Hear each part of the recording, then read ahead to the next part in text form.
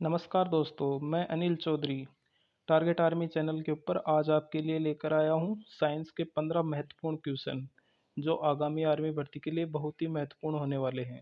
तो आप मेरे साथ 15 से 20 मिनट बने रहिए। मैं आपको 15 क्वेश्चन साइंस में आने वाले ऐसे प्रोवाइड कराऊंगा जिनको देखकर आप भी खुश हो जाओगे।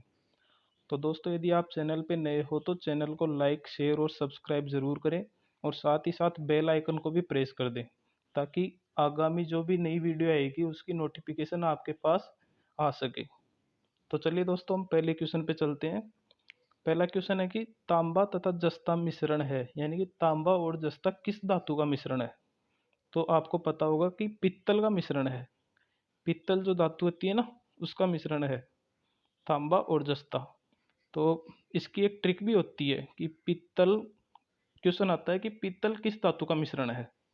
तो इसकी ट्रिक क्या होती है, पिताजी, पिताजी, यानी कि पित्तल है वो तांबा और जस्ता का मिश्रण होता है।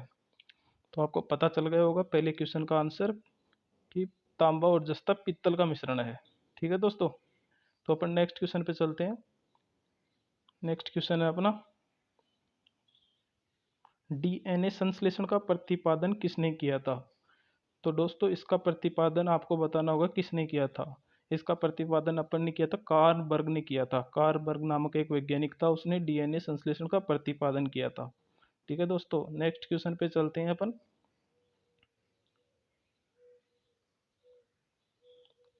दोस्तों, आर्मी में आने वाले मैं ऐसे क्वेश्चन प्रोवाइड कराऊंगा आपको कि आप मतलब जब आर्मी के एग्जाम में बैठोगे तो आपको कंफर्म लगेगा कि वास्तव में हमने कोई अच्छी चीज़ पढ़ी है और इसमें से ज़रूर आपको क्वेश्चन देखने को मिलेगा दोस्तों। आप रोज़ाना आपकी 2 क्लास होंगी, सुबह और शाम को। आज की क्लास थोड़ी लेट हो गई, तो अब अगले क्वेश्चन पे चलते हैं। गैस टरबाइन का गैस टरबाइन किस पर आधारित है, यानी कि जो गैस टरबाइन होता है वो किस पर आधारित होता है। तो दोस्तों, ये ब्रेटोन चक्र पर आधारित होता है। ब्रेटोन जो चक्र होता है ना, उस पर आधारित होता है। ठीक है दोस्तों, नेक्स्ट क्वेश्चन पे चलते हैं। नेक्स्ट क्वेश्चन अपना क्वेश्चन नंबर 4, कि निम्न में से कौन सा कीट है, यानी कि एक कीट का उदाहरण कौन सा है। चींटी है, खटमल है, या फिर तिलचट्टा है। तो इसमें तीनों के तीनों ही कीट के उदाहरण है, ये कीट के अंतर्गत ही आते हैं, चींटी, खटमल और तिलचट्टा। ठीक है दोस्तों, नेक्स्ट क्वेश्चन पे चलते हैं। क्वेश्चन नंबर 5, क्वेश्चन नंबर 5 है, बहुत ही अच्छा क्वेश्चन है। तांबे की गेंद को गर्म करने पर इसके आयतन में क्या होगा, घटेगा, बढ़ेगा, वहीं रहेगा, या फिर इनमें से कोई नहीं। तो अपने क्वेश्चन है कि तांबे की गेंद को गर्म करने पर इसके आयतन पर क्या प्रभाव पड़ेगा। तो दोस्तों, इसका आयतन घटता है, तांबे का आयतन घटता है। ठीक है दोस्तों, नेक्स्ट क्वेश्चन, क्वेश्चन नंबर 6 अपन देखते हैं कि किसी तत्व के गुणों को प्रदर्शित करता है, यानी कि किसी तत्व के गुणों को कौन प्रदर्शित करता है। तो जैसे कि आपको पता होगा, हेनरी मोजले की जो आवर्त सारणी है, हेनरी मोजले की आवर्त सारणी, उसके अनुसार किसी तत्व के गुणों को परमाणु क्रमांक है वो प्रदर्शित करता है, यानी कि इसका ऑप्शन ए सही हो जाएगा। ठीक है दोस्तों, नेक्स्ट क्वेश्चन पे चलते हैं अपन। बेल किसकी इकाई है। दोस्तों, यहाँ पे बात की गई है बेल की, जो घंटी होती है ना अपनी, घंटी किसकी इकाई होती है। तो ये तो प्रश्न देखते ही पता चल गया होगा दोस्तों आपको कि बेल जो घंटी होती है वो किसकी इकाई होती है। दोस्तों, ये ध्वनि की इकाई होती है, क्योंकि जब बेल बजती है तो ध्वनि उत्पन्न होती है। तो बेल ध्वनि की इकाई है दोस्तों। नेक्स्ट क्वेश्चन 8 नंबर पे चलते हैं। दोस्तों, 15 क्वेश्चन करवाऊंगा साइंस के, शाम को क्लास आएगी शायद मैथ की या फिर जीके की भी हो सकती है। अभी के लिए 15 क्वेश्चन साइंस के हैं, तो ये आप पूरा देखो। इसमें आपको 1% होमवर्क के लिए मिलेगा, जो आपको कमेंट करके बताना है उसका उत्तर। ठीक है दोस्तों, अपना 8 नंबर का क्वेश्चन है, बेकिंग सोडा, यानी कि खाने का सोडा, इसको मीठा सोडा भी बोलते हैं। बेकिंग सोडा का रासायनिक सूत्र क्या होता है, खाने के सोडे का रासायनिक सूत्र। तो देखो दोस्तों, NaOH होता है caustic soda, NaOH caustic soda. और अपना NaHCO3 होता है बेकिंग सोडा। जो अपना प्रश्न पूछ रहा है ना, उसका उत्तर होगा option B, baking soda, caustic soda, या फिर मीठा सोडा। मीठा सोडा भी बोला जाता है इसको, मीठा सोडा। ठीक है दोस्तों, नेक्स्ट क्वेश्चन पे चलते हैं। जीन परिवर्तन किस में होता है? जीन यानी कि जो गुणसूत्रों का परिवर्तन होता है ना, वो किस में होता है?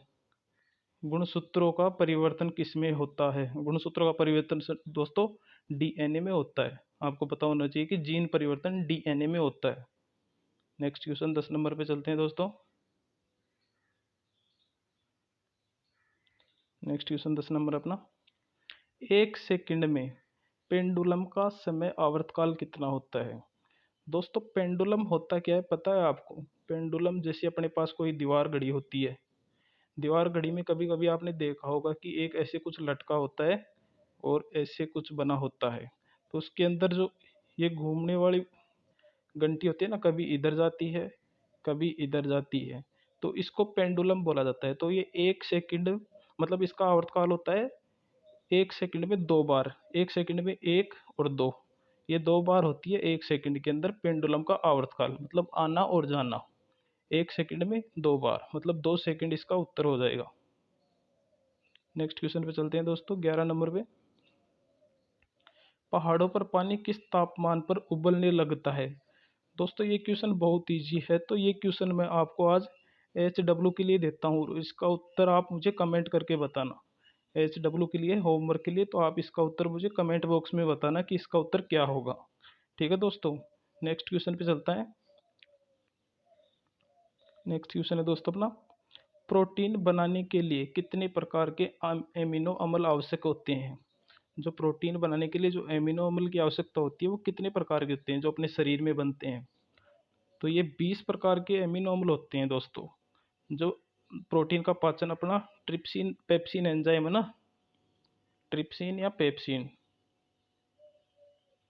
ट्रिप्सिन या पेप्सिन एंजाइम होता है, इसको पेप्सिन भी बोला जाता है। तो ये 20 प्रकार के एमिनो एसिड के रूप में इसको तोड़ता है प्रोटीन को, उसके बाद जाके प्रोटीन का निर्माण होता है। ठीक है दोस्तों, नेक्स्ट क्वेश्चन पे चलते हैं। क्वेश्चन नंबर 13,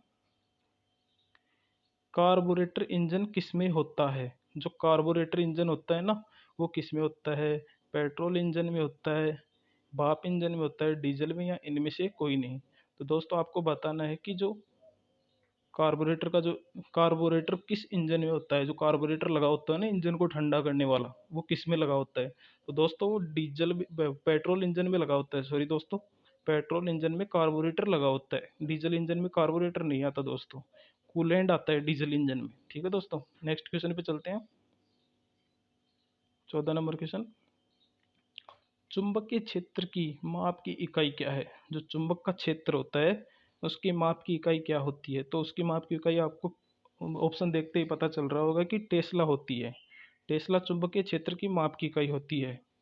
टेस्ला चुंबकीय क्षेत्र की माप की इकाई होती है दोस्तों। ठीक है, नेक्स्ट क्वेश्चन पे चलते हैं अपन 15 नंबर पे, जो आज का आखिरी क्वेश्चन है।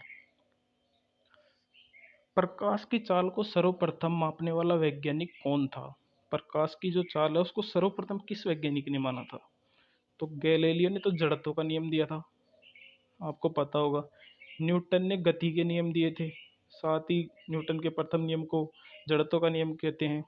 और रोमर जो है, रोमर ने प्रकाश की चाल को सर्वप्रथम मापा था।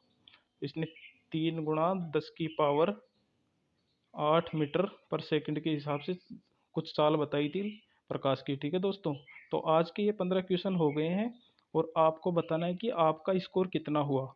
आपके लिए आज का टारगेट था इन 15 में से 13 को सही करना।